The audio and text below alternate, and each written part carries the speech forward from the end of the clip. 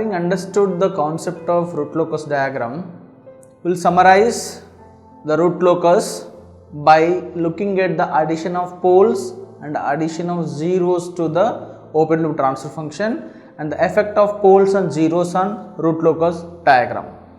The first ones will take effect of pole on root-locus diagram. So let us take very simple example for open loop transfer function GH of is k by s. That means there is only one pole, that pole is s is equal to 0. Then locate the pole on s plane. In this s plane, if you locate the poles, and we can say that then you will have the root locus complete on negative real axis. So from s is equal to 0 to and minus infinity, you will have the root locus. So without looking at any steps, directly I can say, because there is only one pole and entire left half of the s plane on the real axis will have the root locus area, and there is a one asymptote, that is 180 degrees, and that will be towards the negative real axis, that is minus infinity. So this is a complete my root locus when open loop transfer function is k by s. That means in this case the system is stable, the one pole which is going towards the negative real axis as k is increasing, system is absolutely a stable system, because for any value of k system is stable only. My pole is lying in the left half of the s plane. Then we add one pole to the system where s is equal to minus n1. So when you add the pole to the system, s is equal to minus n1, I have already one pole, s is equal to 0, I am just introducing one pole here. The moment you introduce the pole s is equal to minus n1, everything changes. Now the one root locus branches become two root locus branches with the introduction of the pole. Now those two root locus branches will come to the breakpoint and they enter into the complex. One will go towards plus infinity, other will go towards minus infinity. Still two poles are lying in left of the s plane, system is stable only for all the values of k. Therefore this system is absolutely stable system. But those two poles are earlier for some point of time they are in real axis, then after they enter into the complex. The moment they enter into the complex, the resultant response will be oscillatory. We know that whenever poles are complex, if the poles are complex conjugate, you will be getting under damper response. That means the response is oscillatory. When the poles are real, the response is over damped, either critically damped. That means there are no oscillations at all. So as you add pole, in this case you can say even though the system is stable, the performance is decayed. That means we have the degradation of the performance, system oscillations increases. So one root locus is plus infinity, other one is minus infinity. If we introduce one more pole to the system, s is equal to minus n2, then the moment you add pole here, 1, 2, 3 poles I have, 0, minus n1, minus n2.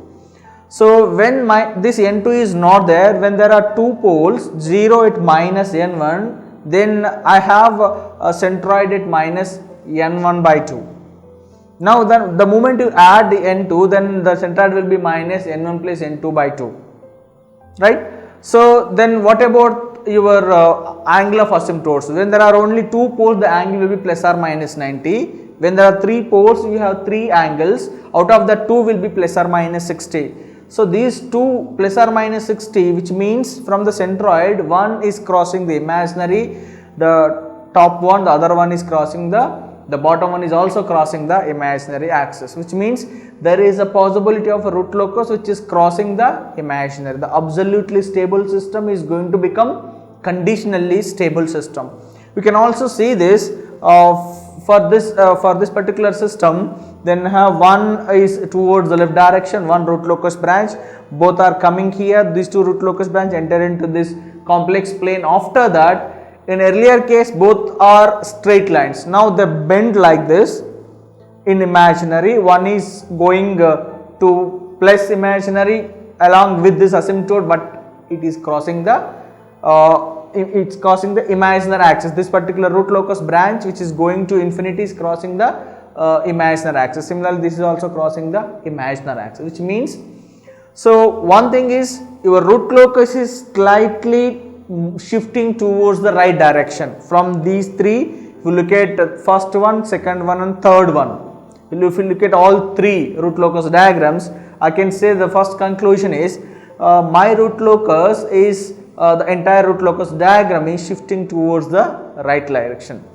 Secondly, the oscillations of the system is increasing, which means here I don't have any oscillations, system will have oscillations, system will have oscillations here also. System will have continuous oscillations at imaginary crossover point.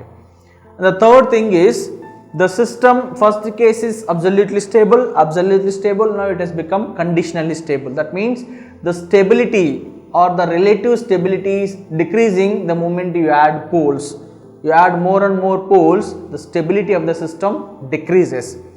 And also we can say the first one, the range of k values, for all the values of k, the first system is stable, second system is also stable, though we have oscillations, and in this case we have certain range. That means from k is 0 to this value stable, and beyond that system becomes unstable. So these are the effects of my poles to open loop transfer function. Now effects of zeros, whenever you add zeros to open loop transfer function, and what will be the effect on the root locus? The effect will be simply the reverse of the addition of the poles. Now let us take one example here. K gh of s is equal to k by s into s plus n.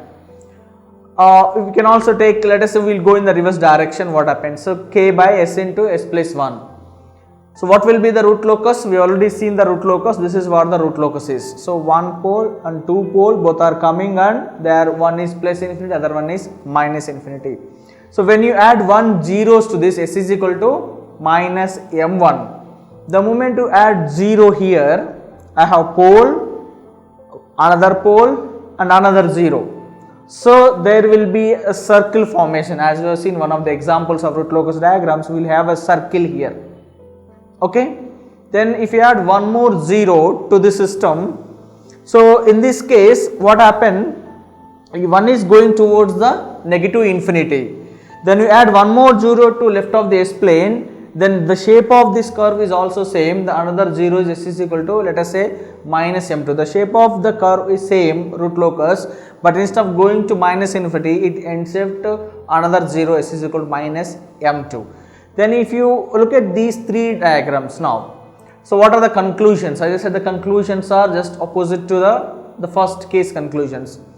So if you look at the root locus diagrams, the root locus diagrams are shifting towards the left direction, whereas in the pole case, root locus diagram shifts towards the right direction.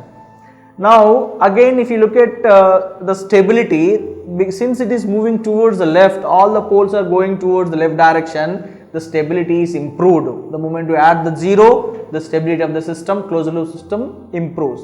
Then oscillations also reduces. Then we can also say that the range of stability also increases. Means if at all, if you take one more example, the last case of my addition of pole k by s into s plus 1 into s plus n1 into s plus n2. So for that, if we add 1 0, then the system, the conditionally stable system will become absolutely stable system. So that we can see here when you compare these two diagrams. When you have 3 poles or when you have 3 poles and 1 0, and we can observe here the root locus shifts towards the left direction, and the range of k for system stability also improved, and we know that from this diagram the oscillations also decreases, the system will be more stable and stable.